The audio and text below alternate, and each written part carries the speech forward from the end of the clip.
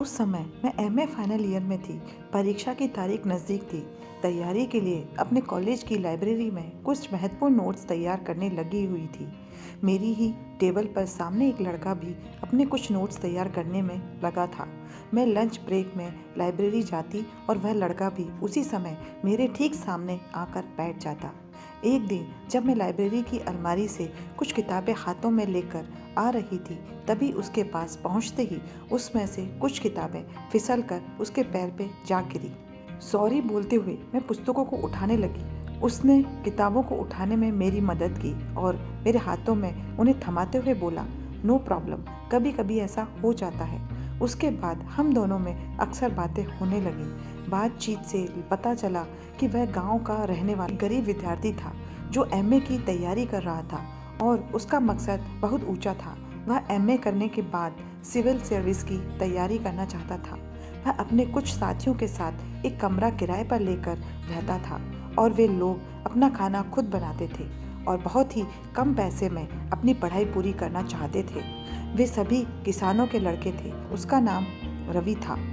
रवि गरीब जरूर था, लेकिन शरीर से सुडौल और मन से शांत चित्त वाला एक बहुत ही अच्छे स्वभाव का मधुरभाषी व दूसरों की मदद करने की भावना लिए एक हंसमुख लड़का था। कभी कभी बहुत आग्रह करने पर रवि मेरे साथ कॉलेज के कैफेटेरिया में जाता और एक कप चाय से ज़्यादा कुछ नहीं लेता।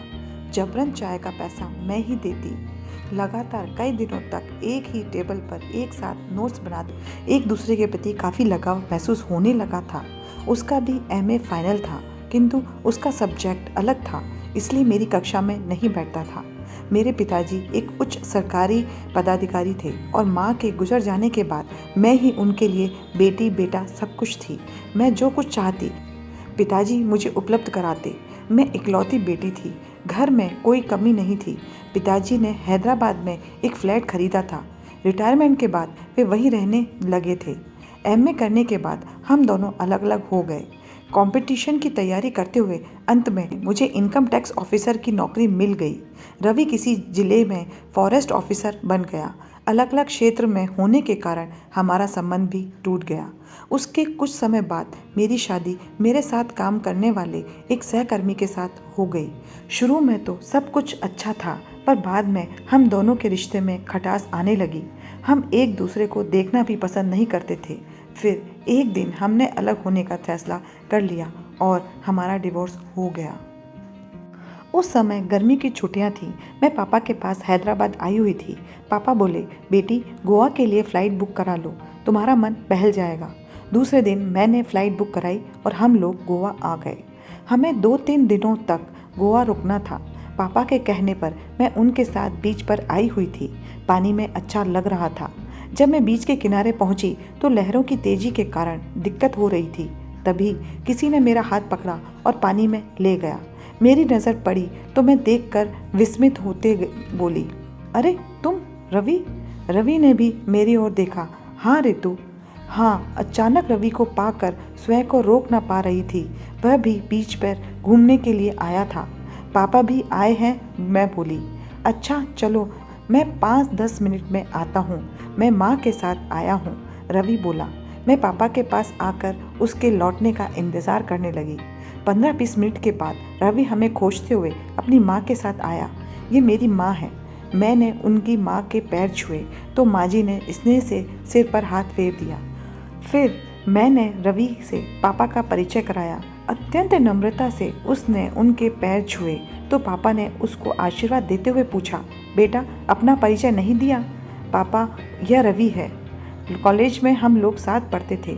मैं प्रफुल्लित होते हुए बोली, बेटा बहू को साथ नहीं लाए? उसकी माँ ने पापा का अभिवादन करते हुए कहा, बहुत कहा, लेकिन अब तक शादी नहीं की। क्यों बेटा, अब तो तुम्हें शादी कर लेनी चाहिए। घर में कौन कौन है? बाबूजी पिछले ही साल गुजर गए। अब माँ मेरे साथ ही देहरादून में रहती है। वहाँ क्या करते हो? फॉरेस्ट ऑफिसर हूँ। लेकिन प्रवीण कहीं दिखाई नहीं दे रहे, क्या वे नहीं आए? रवि ने पूछा तो पापा उदास हो गए। रवि, तुम तो जानते ही होंगे कि उसके साथ क्या हुआ था। पापा को चुप देखकर मैं बोली, सुना था रितु, सुनकर बहुत दुख हुआ था, लेकिन अब सब कुछ खत्म हो गया रवि। मैंने उससे तलाक ले लिया। लेकिन क्यों? अब पुराने घाव को कुरेदने से क्या मिलेगा? मैं उदास होकर बोली, हाँ बेटा, इतनी कम उम्र में तलाक, मुझे समझ में नहीं आता यह इतना लंबा जीवन अकेले कैसे काटेगी। बाबूजी ने कहा, बेटी क्या तुम वही रितु हो जो रवि के साथ उसके कॉलेज में पढ़ती थी? रवि की माँ ने पूछा। हाँ माँ जी, लेकिन आप कैसे जानती हूँ? यही जानना चाह रही हो ना? तो सुनो, रवि हमेशा तुम्हारे बारे में चर्चा करता था। बेटी, इसको तुम्हारी इतनी चिंता है कि प्रवीण जब अरेस्ट हुआ था तब यह रात भर न सोया था। कहता था जाने क्या बीत रही होगी रितु पर। तुमने शादी पर इसको निमंत्रण नहीं दिया था। कई दिनों तक परेशान रहा था। बेटी, यह सोचकर तो मैं फ़ोन नहीं करता था कि कहीं तुम्हारे दाम्पत्य जीवन में गलतफहमी न पैदा हो जाए।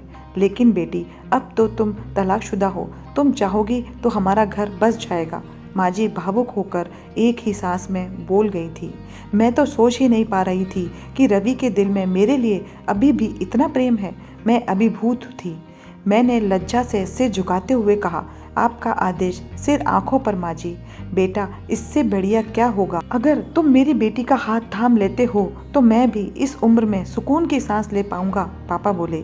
रवि ने मेरी आंखों में झांका तो मैं कुछ देर तक उसको देखती रह गई। हमारी मौन स्वीकृति ने मेरे पापा और रवि की माँ की आंखों में खुशी के आंसू भर दिए थे।